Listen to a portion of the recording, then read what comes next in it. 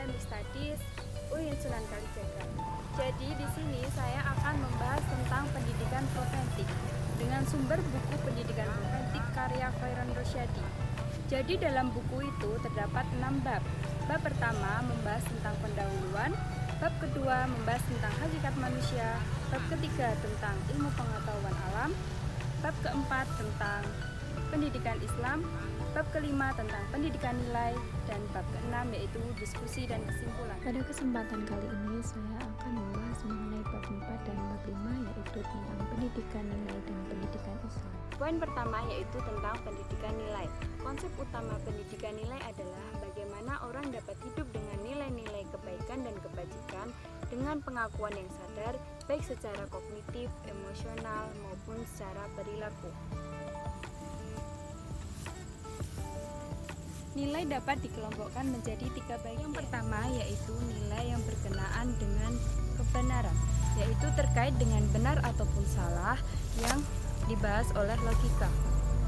Dan yang kedua yaitu nilai yang berkaitan dengan kebaikan, yang terkait dengan baik ataupun buruk yang dibahas oleh moral.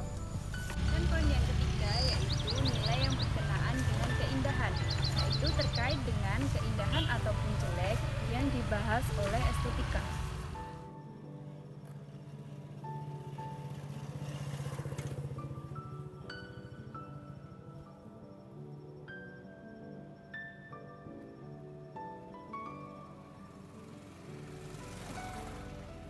Sasaran pendidikan nilai.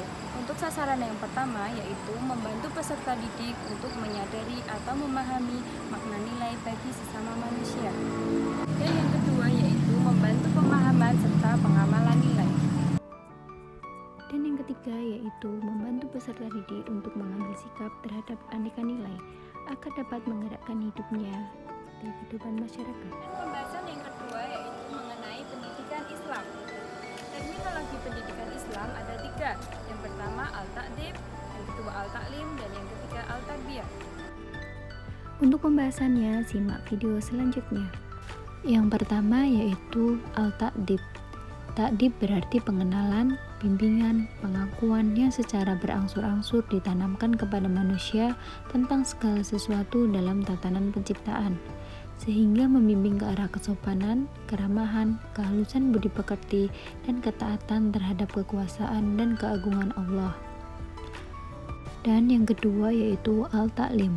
Ta'lim yaitu pengajaran atau proses transfer ilmu pengetahuan dan pendidikan kognitif semata-mata, yaitu proses dari tidak tahu menjadi tahu.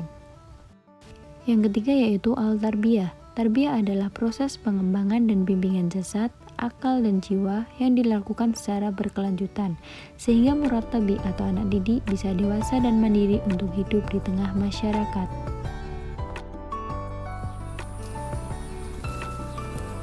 Dasar hukum pendidikan Islam. Dasar hukum pendidikan Islam itu ada 4. Yang pertama Al-Quran. Al-Quran dijadikan dasar karena merupakan firman Allah dan sebagai dasar hukum yang pertama. Dan yang kedua adalah Al-Sunnah. Al-Sunnah dijadikan dasar hukum karena tidak terlepas dari fungsinya, yaitu untuk menjelaskan ayat Al-Quran yang masih bersifat umum. Dan yang ketiga yaitu Al-Kaun. Selain adanya ayat-ayat kauliyah, terdapat juga ayat-ayat kauniyah yang membahas tentang alam semesta dan isinya. Dan yang keempat yaitu Ijtihad. Ijtihad merupakan interpretasi dari wahyu dan Al-Kaun. Faktor pendidikan Islam. Ada 6 faktor pendidikan Islam. Faktor pertama yaitu tujuan pendidikan Islam. Tujuan pendidikan Islam itu juga terdapat 3 bagian. Yang pertama tujuan individual. Tujuan individual itu yang dialami individu untuk mencapai sesuatu, misalnya pencapaian maupun tingkah laku yang dialami oleh individu. Tujuan yang kedua yaitu tujuan sosial, dan tujuan yang ketiga yaitu tujuan profesional.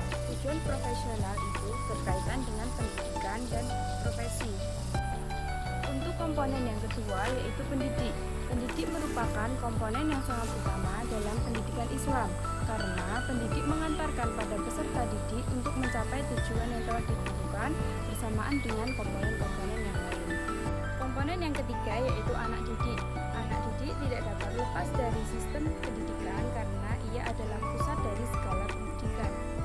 Dan komponen yang keempat yaitu metode pendidikan. 7 metode dalam pendidikan Islam.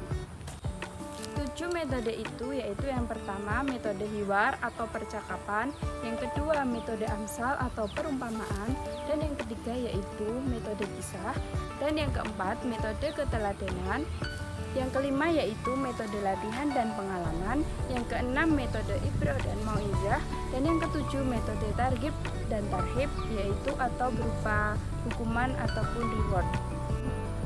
Dan yang terakhir yaitu kurikulum pendidikan Islam. Karakteristik kurikulum pendidikan Islam itu salah satunya yaitu menonjolkan tujuan agama dan akhlak pada peserta didik. Sekian pembahasan dari saya. Apabila ada salah kata mohon dimaafkan. Semoga bermanfaat. Wassalamualaikum warahmatullahi wabarakatuh.